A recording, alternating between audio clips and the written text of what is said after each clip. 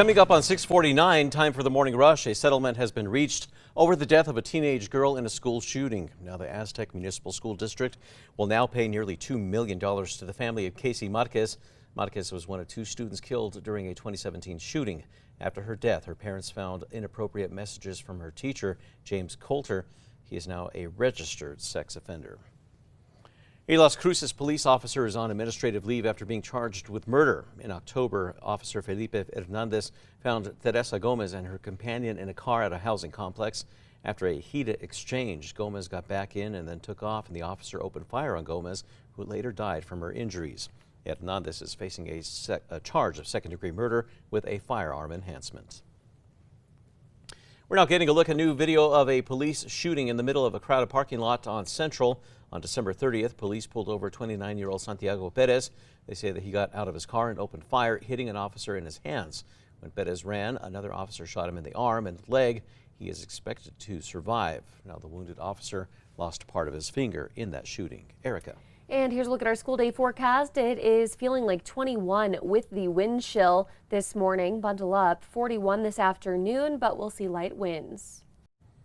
New Mexico Senator Harold Pope is pushing a new bill to crack down on hazing. The proposed bill would require that every college campus in the state create a committee to review hazing allegations and also require every student to complete a hazing education program.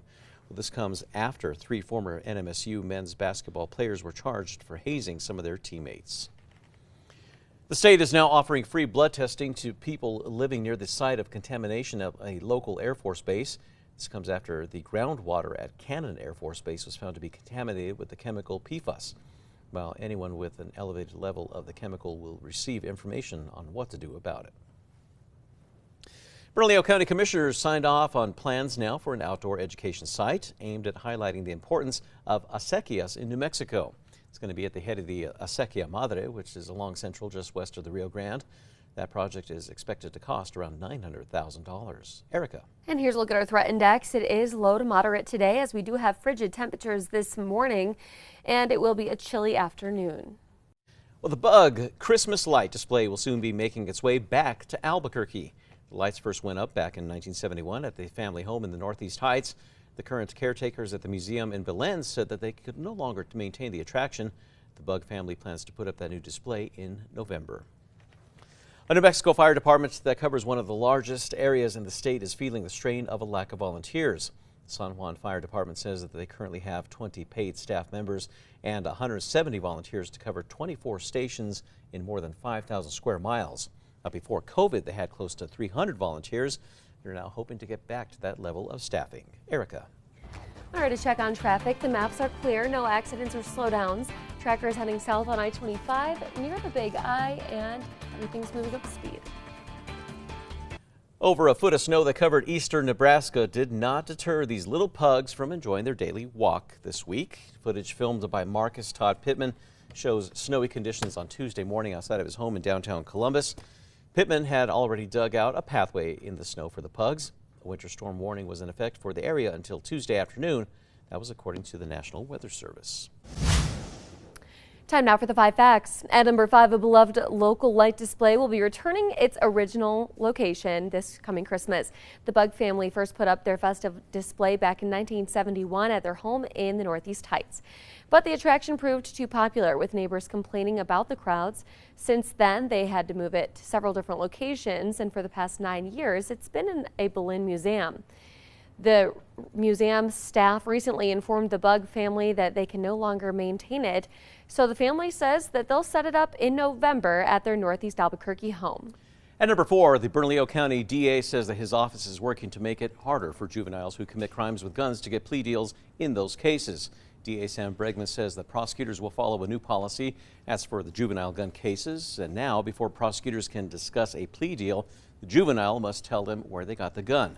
The DA hopes that it will keep more guns off the streets, and also announced a new gun team he says will focus on prosecuting firearms cases, especially cases with suspects from ages 18 to 25. And number 3, it's going to be a cool afternoon, but warmer than yesterday.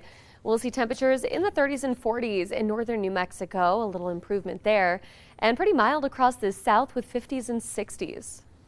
And number 2 this morning, a Las Cruces police officer is on administrative leave after being charged with murder. It's for shooting a woman who was driving away from him.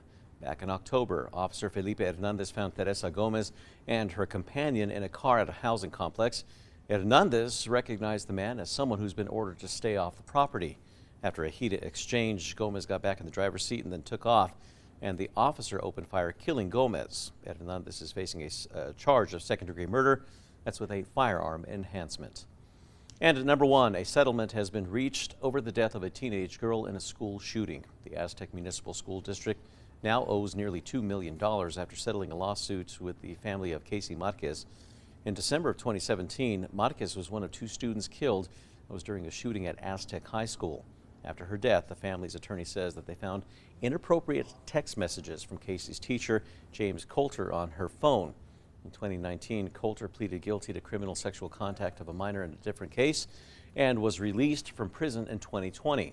He's now a registered sex offender, and his teaching license has been revoked.